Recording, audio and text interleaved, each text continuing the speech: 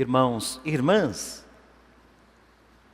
que bom estejamos reunidos para a celebração dominical da Santa Missa, reunidos ao redor do altar, tanto a mesa da palavra quanto a mesa do banquete da Eucaristia. É do altar que nos vem a paz, é do altar que nos vem a salvação. Cristo Jesus se dá todo inteiro a cada um que o busca, o procura. Podíamos dar como título a essa conversa do padre: ser primeiro, ser principal na igreja. Poder sentar-se à direita ou à esquerda do rei significa participar da sua dignidade, estar vinculado ao seu poder ou ter lugar especial na hierarquia. Os apóstolos, ouvimos no Evangelho, Tiago e João, filhos de Zebedeu, eles pediram a Jesus um lugar privilegiado no reino de Deus. Eles queriam ser considerados na ordem de precedência, na hora da distribuição das benesses. Eles queriam ficar bem na foto, né? Um à direita, outro à esquerda. Eles queriam um privilégio. Entretanto, eles não sabem o que estão pedindo, pois têm uma falsa ideia, uma concepção errônea daquele reino que Jesus veio trazer. Jesus veio anunciar um reino que não é como os reinos deste mundo. Portanto, vemos em Tiago e João uma ousadia muito grande. Mudemos de cenário. Vamos para o Calvário. No Calvário está Jesus. O seu trono é a cruz. Ele tem à sua direita e à sua esquerda 2 ladrões, também crucificados. Ele, segundo aquela inscrição lá acima no madeiro, ele é o rei dos judeus. Portanto, no Calvário está Jesus no trono da cruz, com 2 ladrões, uma à direita e outra à esquerda. E nós podíamos perguntar, por que ao lado de Jesus estão 2 malfeitores e não aqueles 2 discípulos ou 2 discípulos que pediram para estar um à direita e outro à esquerda?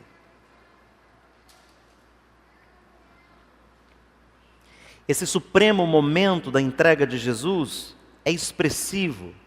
Ali Cristo manifesta a sua realeza que salva. E também lá no Calvário, nós escutamos um pedido feito a Jesus. E qual foi o pedido que um daqueles 2 fez a Jesus? Senhor, lembre-se de mim quando estiver lá no seu reino. Parece-me que esse pedido de Jesus, esse pedido feito a Jesus lá na cruz, foi mais correto que o pedido daqueles discípulos. Vejam, os discípulos pediram um lugar privilegiado, direita e esquerda. Jesus lembrou a eles: olha, vocês podem beber o cálice que eu vou beber, vocês podem sofrer comigo. Eles disseram: podemos. E Jesus disse: olha, garantir o lugar à direita ou à esquerda, eu não posso. Só o Pai pode fazer isso. Mas agora, lá no Calvário, quando esse ladrão pede a Jesus para ser lembrado lá no reino, então Jesus diz para ele: ainda hoje você vai estar comigo no paraíso. Aquele pedido dos discípulos parece não ter alcançado de Jesus o pretendido fruto, mas o pedido daquele que a gente chama de bom ladrão alcançou. Jesus não podia garantir aos 2 discípulos o lugar à direita e à esquerda, mas garantiu àquele ladrão, no último momento, que ele estaria com ele no paraíso. Frequentemente, nós cristãos, irmãos e irmãs, nos assemelhamos mais a Tiago e João. temos uma falsa ideia de quais são os principais postos no reino de Deus. Nós continuamos pensando com categorias humanas de poder e de riqueza. Nós continuamos desejando ter assentos de glória, de aparecimento diante dos outros. Nos esquecemos daquilo que lembrou São Paulo: a glória desse mundo passa. A glória desse mundo passa. Tantas vezes nos digladiamos, competimos, até usurpamos lugares para aparecer, para ter poder. Mas tudo isso, de que vale? Sabemos que onde tem gente, tem sempre as relações de poder. E o que Jesus diz é que entre nós, os seus discípulos, não deveria ser como é no mundo. Não deveríamos entender o poder na igreja, o poder na comunidade, o poder de quem tem fé, como um poder de autoridade sobre o outro, de mando, de comando sobre o outro, mas um poder de serviço. Quem vem servir a comunidade não deveria estar à procura de status. Pode até pôr no status do Facebook, né? Sirva a comunidade, isso não tem problema. Mas devia estar aqui para servir, por amor, pela fé, servir, desejar o bem do outro, que o outro seja alcançado pela salvação, pela graça. Vamos repetir: a glória deste mundo passa.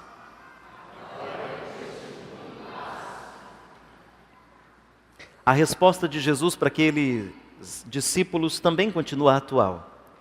Ele diz: vocês não sabem o que vocês estão pedindo.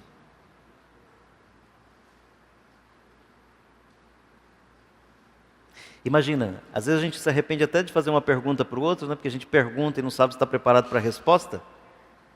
E faz a pergunta e o que vem a gente depois não dá conta. Imagina alguns pedidos que a gente faz para Deus, né? Que naquela circunstância parece ser o melhor, mas como nós pensamos só nos interesses pessoais, pode ser que não seja o melhor. Já lhes contei aqui aquela historieta do moço que recebeu a visita do gênio da lâmpada, né? Apareceu o gênio da lâmpada e ele, acho que estava na crise o gênio, né? Falou: você tem direito a um pedido só. Não podia fazer 3, né? Um pedido. E ele já ia fazer o pedido, mas foi alertado pelo gênio. Só que é o seguinte: o que você pediu para você, o seu inimigo vai receber em dobro. Aí ele já não ficou muito contente com o negócio, né? Quer dizer, vou favorecer meu inimigo. Então ele pediu um tempo. O senhor me dá aí um prazo, 24 horas, eu vou pensar o que eu quero, né? Passaram as horas, o gênio voltou à presença daquele homem e ele disse: e aí, você já sabe o que você quer? Pode fazer. Só lembro um pedido. E recordo, o que você pedir para você, o seu inimigo vai ganhar em dobro. E o pedido do homem foi: fura-me um olho. Tendo o dobro para o inimigo ficaria sem os 2 olhos.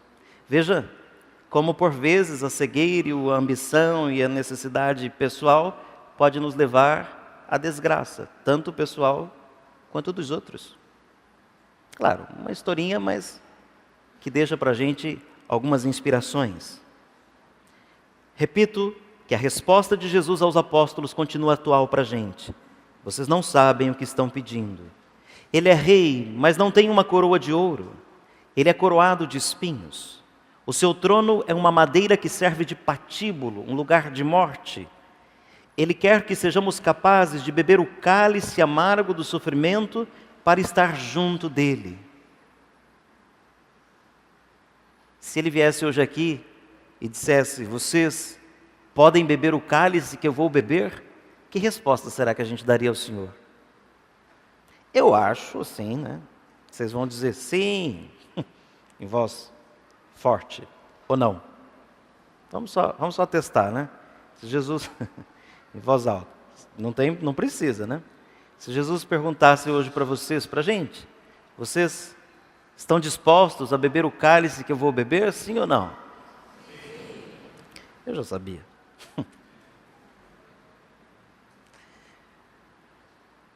Agora que a cobra fuma e a porca torce o rabo. Nós dizemos amém quando a gente se aproxima aqui da Eucaristia, que é o cálice do Senhor. Mas o cálice do Senhor não é um cálice de prazer, é um cálice de salvação, mas que passa pelo sofrimento, pela cruz. Vejam, o movimento protestante no Brasil fez bastante bem a um bocado de coisas. Tudo tem coisa boa e ruim, né? Eu vou dizer coisas que eu acho que são boas, que o movimento protestante provocou. Provocou mais gente lendo a Bíblia, até católica. A gente vai à procura. Provocou um despertar de convicção em quem pensa e crê diferente, porque agora eu não posso crer só por crer, eu tenho que saber por que eu creio, para poder conversar com os outros e não me deixar levar pelos outros. Eu preciso entender e participar, né, dos ritos, daquilo que eu acredito. Mas uma das coisas negativas, e que está dentro da Igreja Católica também, não vamos sair, é que o Cristo virou uma coisinha doce. Um discurso adocicado. Um Deus que só faz curas, que só ama, que salva, que não exige. Um Deusinho, assim, do jeito que a gente gosta. Um Deus sem cruz, um Jesus sem cruz. Porque o que foi que Jesus diz no Evangelho com todas as letras? Que quem quiser ser discípulo meu, deve primeiro renunciar a si mesmo, deve assumir a sua cruz e me seguir. Não é? E como então anunciar um Jesus sem cruz, sem sofrimento? Aí eu volto. A gente vem à Eucaristia, se aproxima do cálice e diz assim, amém, eu aceito, eu posso beber. Mas quando sai daqui não topa o sofrimento. Não topa a contrariedade. A nossa fé parece que só é aderente quando nos interessa. Uma experiência de um Cristo doce e não de um Cristo inteiro. Todos nós aqui temos coisas boas e não tão boas, não é assim? Quem é muito amargo também tem a sua doçura, e quem é muito doce também tem a sua amargura. Dependendo, a gente libera mais amargor para um e mais doçura para o outro, mas todos temos de cair de lá, né? Repito, para avançar, Jesus é o rei sem coroa de ouro, coroado de espinhos, o seu trono é uma madeira que serve de patíbulo, ele quer que sejamos capazes de beber o cálice amargo do sofrimento para estar junto com ele. Devemos ter sempre bem presente que a escala pela qual se medem e regem a autoridade e os principais postos na igreja é diverso dos da vida política, que se baseiam fundamentalmente no domínio, na primazia, no privilégio, no desfrute. E a gente gosta de um privilégiozinho, né, gente? Você tem uma amiga que trabalha lá no centro de saúde, aí você pede para ela passar a sua ficha na frente. Está errado, é injusto, é desonesto. Não dá para dizer amém para a Eucaristia e depois fazer de conta que isso é normal. E a gente justifica, e eu até consigo compreender a justificativa, que parece que assim, se a gente não voltar para a lei da selva e cada um defender o seu, ninguém vai ter. Mas não é assim que está organizado. A gente precisa de confiar uns nos outros, não?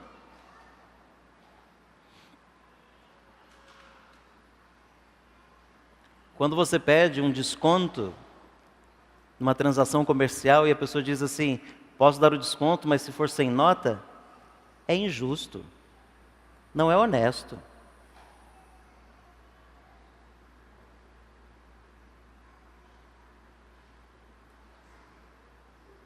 Ou vocês acham que é? Nós gostamos de um privilégiozinho.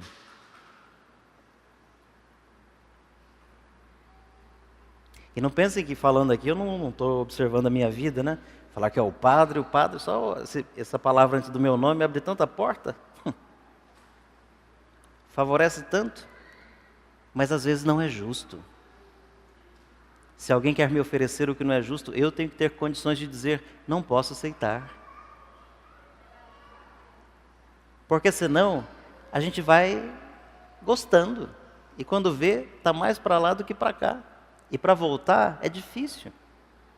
Bom, estou falando coisas que vocês sabem talvez mais que eu. Não é fácil voltar, depois que a gente entra num caminho de facilidades, de privilégios. Eu não me lembro qual foi um dos presidentes, acho que talvez o Fernando Henrique Cardoso, numa entrevista certa vez, perguntaram assim, do que o senhor sente saudades do tempo que era presidente? Mas se não for ele me perdoe, vocês também, né? Mas acho que foi ele sim. Ele falou assim, de não ter que abrir portas. O presidente não abre porta nem do carro, nem da casa, de lugar nenhum. Ele vai passando, está tudo aberto.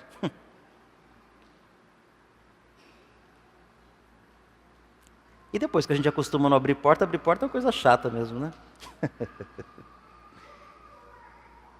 O que Jesus hoje nos propõe é que quem quiser ser discípulo dele precisa pôr uma nova lógica na sua mentalidade. O grande sinal, né, de Jesus é entregar a sua vida até a morte por amor de todos. Qualquer responsabilidade no campo cristão é e deve ser de serviço, de humildade, de alegria pelo crescimento do outro e pelo bem do próximo. Uma pergunta difícil, vamos lá. Faz cara de paisagem porque eu não quero que vocês reajam, não quero que ninguém se entregue, certo? Cara de paisagem, stop, né? Aquela brincadeirinha que tinha, né? Stop, congela. Você, na sua profissão, no lugar onde você mora, trabalha, na comunidade, você considera alguém melhor que você? Olha a cara de paisagem, não reajam. Você considera, naquilo que você faz, alguém melhor que você? Sinceramente? Você procura ajudar, não aquelas pessoas próximas a você, tipo filho, mãe, pai, a crescer na vida? São perguntas que a gente tem que se fazer. Porque senão eu viro o centro do mundo e vou querer todo mundo me servindo. Me parece que é por aí que vai Jesus hoje. Será que eu, padre, acho os meus irmãos padres melhores que eu? Meus irmãos melhores que eu? Meus amigos melhores que eu? Às vezes a gente pode achar, eu falo assim, acho meu filho melhor, mas não que eu, melhor que o filho dos outros.